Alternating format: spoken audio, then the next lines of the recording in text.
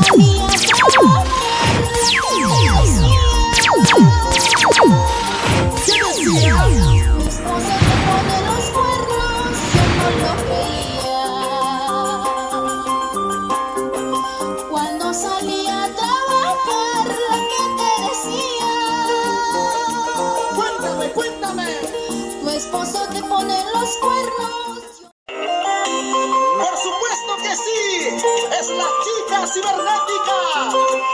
¿Cómo dijo? La chica cibernética.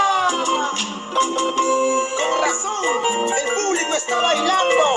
Con razón, la gente está tomando por cajas.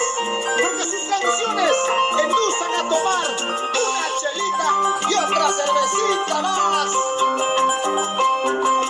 Cuando salía a trabajar, la que te decía, ¿Qué decía?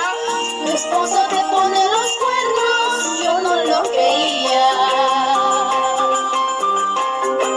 Cuando salía a trabajar, la que te decía, Cuéntame. tu esposo te pone los cuernos, yo no lo creía. Se llevó mis cosas, se llevó mi carro, y se me ha dejado, en la calle me ha dejado. ¡Otra vez!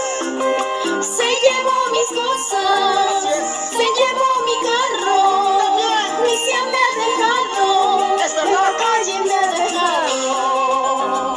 ¡Ay! Hola amigos, te saluda tu amiga Liz Luján, la chica cibernética, para invitarles que este 9 de febrero a las 5 de la tarde estaremos en una entrevista con nuestro amigo Genaro Huaraca.